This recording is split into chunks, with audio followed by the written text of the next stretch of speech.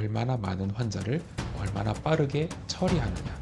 다시 한번 말씀드리겠습니다.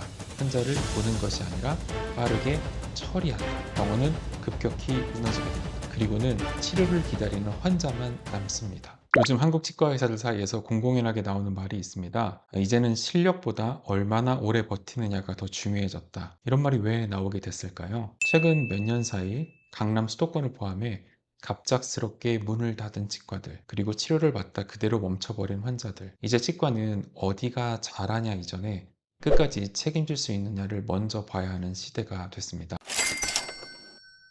많은 분들이 이렇게 생각합니다. 한국 경기가 안 좋아서 그런 거 아닐까요? 하지만 한국 치과 업계의 문제는 단순히 불황으로 치부하기에는 구조적인 한계점에 다다랐습니다. 예전과 비교했을 때 구조 자체가 완전히 바뀐 거죠. 편의점 수보다 많은 치과 수는 이미 포화 상태고요. 한 건물에 치과가 두세 곳 있는 곳은 흔히 볼 수 있습니다. 같은 상권에 같은 환자 풀이니 경쟁이 더 심화되는 건 당연한 원리고요. 치솟는 인건비와 건보료, 그리고 세금, 이 상황에서 일반적인 치과가 살아남을 수는 없습니다. 그래서 경쟁은 진료의 질이 아니라 가격과 속도로 흐르기 시작했습니다. 싸게, 많이 팔아야 살아남는 구조가 된 거죠. 크라운 가격보다 저렴한 임플란트.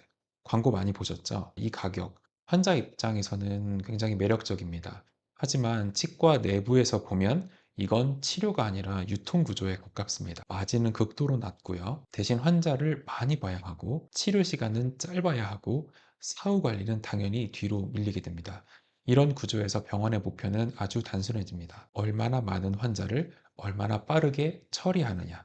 다시 한번 말씀드리겠습니다. 환자를 보는 것이 아니라 빠르게 처리한다. 자, 이때부터 치과는 의료기관이 아니라 매출 시스템이 됩니다. 이런 구조를 가능하게 하는 것이 페이닥터를 다수 고용하고 외부 자본을 들여와서 마케팅으로 병원을 운영하는 경우입니다. 페이닥터는 직장인입니다. 조건이 맞지 않으면 언제든 떠날 수 있어요. 그런데 문제는 임플란트, 교정, 그 외 장기 치료, 이 모든 치료는 몇 년 뒤 결과가 나타나는 치료라는 겁니다. 과연 치료를 시작한 페이닥터 의사가 그 결과까지 끝까지 책임지는 구조가 될까요? 많은 경우 그렇지 않습니다. 여기서 가장 큰 사고가 납니다. 바로 선납 구조입니다. 치료를 시작하기도 전에 수백만 원에서 심지어는 천만 원이 넘는 금액까지 한 번에 결제하도록 치과 실장은 유도를 합니다. 그렇게 해야만 이번 달 목표 매출을 채울 수 있거든요. 병원은 당장 숨을 쉽니다. 하지만 이건 미래의 진료를 미리 당겨 쓴 것입니다. 신규 환자가 줄어드는 순간 돈이 안 되는 치료는 남아있고, 아니 증가하고, 현금 흐름은 끊기고 병원은 급격히 무너지게 됩니다. 그리고는 치료를 기다리는 환자만 남습니다. 그것도 더 이상 돈 받을 수 없는 채무 상태나 다름없는 환자들이요. 환자들에게 정성을 쏟고 싶을까요? 아니면 빨리빨리 쳐내고 싶을까요? 지난달 26일 세종시 한 치과 의원이 하루아침에 사라졌습니다. 전날까지 정상 진료를 하던 병원이 다음날 갑자기 문을 닫은 것입니다. 문제는 단순한 폐업이 아니었습니다.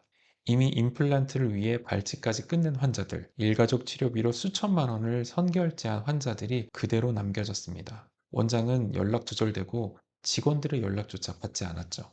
불과 2주 만에 고소장이 수십 건 접수됐고, 경찰에서 추산한 환자들 피해 금액은 약 2억 원 이상으로 추산됩니다. 그런데 이 사건, 세종시만의 문제가 아닙니다. 지금 이 순간에도 대한민국 전국 곳곳에서 비슷한 일이 반복되고 있습니다. 동네 치과의 경영 상황을 한번 볼까요? 2024년 개원 대비 폐업 비율이 무려 55%입니다.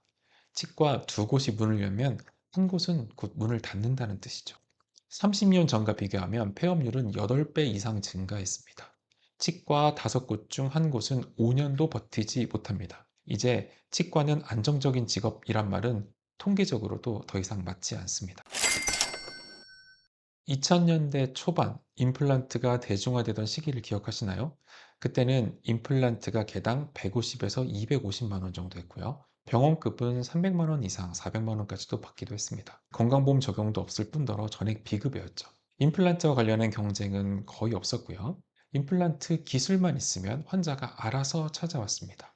이때가 정말 치과의 황금기였던 것 같습니다. 지금은 믿기지 않겠지만 이때는 치대 입결이 의대보다 좋았고, 의사와 치과의사 중에서 치과의사를 선택하는 비율도 꽤 많았습니다. 하지만 치과가 돈이 된다는 인식이 퍼지면서 개원치과 의사 수가 급증했고요. 개원 경쟁이 과열되기 시작했습니다. 한 건물에 치과 두세 개는 흔한 풍경이 되면서 동네 치과 개원가의 경쟁이 매우 심해지자 여기에 결정타가 날아옵니다. 바로 저가 공장형 치과입니다. 여기서는 임플란트를 정말 공장처럼 찍어냅니다. 한국의 치과는 구조적으로 어떤 금액 이상의 수익을 내기가 상당히 어렵습니다. 일단 1인 1개소법이 있기 때문에 아무리 치과가 잘 되어도 추가로 지점을 본인 명의로 만들 수가 없습니다. 인건비, 자재비, 임대료 등이 올라가도 이익을 줄이면서 지점을 늘려서 수익을 극대화하는 음식점 프랜차이즈랑은 구조가 완전히 다릅니다. 또한 치과 의료법인은 사실상 거의 불가능하기 때문에 큰 치과든 작은 치과든 결국은 개인 사업자로 한 개만 운영을 해야 합니다. 법인 사업자 혜택을 볼 수가 없는 거죠. 그러다 보니 작은 치과는 공장형 치과의 마케팅을 따라갈 수가 없고 큰 치과는 몇 달만 매출이 줄어도 운영이 어렵습니다. 치과 수가가 물가 상승률만큼이라도 오르기는커녕 심화된 경쟁으로 인해 계속 가격이 떨어지고 인건비와 재반 비용은 물가 상승률보다 훨씬 더 큰 폭으로 오르고 있습니다. 이는 이도 저도 어려운 상황이고 사실 돌파구가 없는 것이죠. 그렇다면 과잉 진료는 왜 생길까요? 병원이 힘들어질수록 원장들은 유혹이 커집니다. 살릴 수 있는 치아를 그냥 뽑자. 하나로 되겠지만 그냥 두 개 하자. 야, 이거 지금 안 하면 다른 치과에 뺏긴다. 특히 의사가 아닌 상담 직원이 진단과 금액 설명을 주도하는 병원은 구조적으로 위험합니다. 의료 판단보다 매출 목표가 앞서기 때문이죠. 하지만 의술보다 마케팅을 먼저 배우려는 치과 의사들이 늘어나는 것을 비판만 할 수도 없는 현실입니다. 그렇다면 환자 입장에서는 어떤 기준으로 치과를 골라야 할까요? 가장 먼저 가격부터 보지 마시기 바랍니다. 쿠팡에서 최저가를 검색해서 물건을 사는 것과는 완전히 다르다는 것을 꼭 인지하셔야 합니다. 치과 치료는 할인 상품이 아니라 시간과 책임이 따라오는 의료입니다. 가능하다면 두 곳 이상에서 진단을 받아보세요. 두 군데 설명이 크게 다르다면 그 자체가 중요한 신호입니다. 치료를 시작하기도 전에 전액 선결제를 요구하는 곳, 그리고 유독 가격만 강조하는 곳은 일단 바로 결정하지 마시고 한 번 더 생각해 볼 필요가 있습니다. 무엇보다 중요한 건 치료 계획을 누가 설명하느냐입니다. 의사가 직접 현재 상태와 선택지를 설명하고 장단점까지 이야기해 주는지, 이게 가장 기본적인 기준입니다. 그리고 설명하신 분이 직접 수술하시는지도 확인하세요. 주변 지역에서 수많은 경쟁과 유혹을 이기고 꾸준히 진료하시는 동네 치과 선생님들을 잘 만나는 것도 정말 큰 복인 것 같습니다. 결국 가장 안전한 방법은 스스로 아프기 전에 정기적으로 관리받는 것. 그게 어떤 보험보다 확실한 대비책입니다. 확실한 건 지금 한국 치과 업계에서 벌어지고 있는 일은 일시적인 경기 침체가 아닙니다. 시장 구조 자체가 바뀌고 있는 과정입니다. 이제는 정직한 진료로 버텨오던 동네 치과들은 점점 사라지고 속도와 매출을 중심으로 한 시스템형 치과가 그 자리를 대신하고 있습니다. 개원을 접은 동네 치과 원장님들이 다시 시스템형 치과의 폐위 원장이 되고 있습니다. 겉으로 보면 환자들에게는 가격도 저렴해지고 치과 선택지가 늘어난 것처럼 보이지만 그 이면에서 환자가 떠안아야 할 위험은 오히려 더 커지고 있습니다.